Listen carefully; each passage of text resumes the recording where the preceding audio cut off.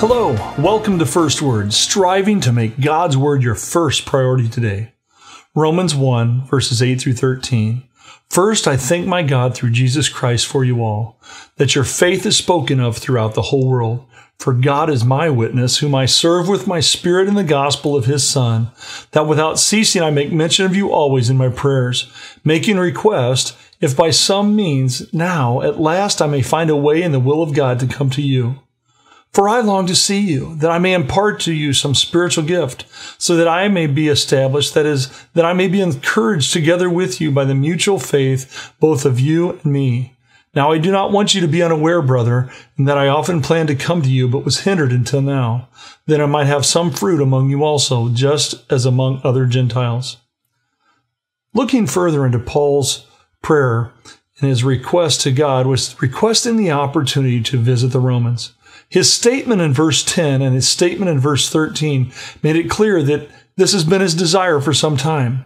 Yet he made it clear in verse 10 that he did not want his desire to overrule God's will. Though he recognized the good that could come from his visit to the Romans, he also understood that to be blessed, it needed to be according to God's will.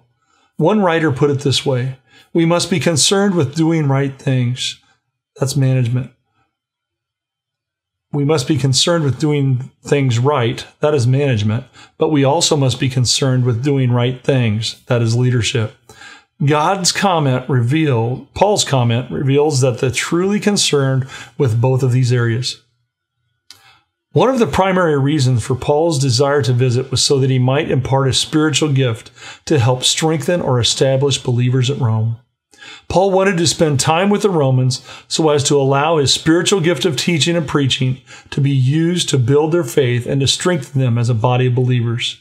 Paul also realized that by being there, not only could he encourage the Romans, but through their faith, he could also be encouraged by them. Paul prayed, desiring God's will in regard to going to Rome and desiring to see the Romans grow. How often do we become selfish in our prayers and ignore the will of God, his desires, and forget about the benefit of others and their need to grow spiritually? When we recognize the opportunity to minister, are we patient enough to wait for God's timing? Thank you for joining us at First Word. May our prayers, like Paul's, be concerned with the will of God and the growth of other believers, that we might see fruit in their lives.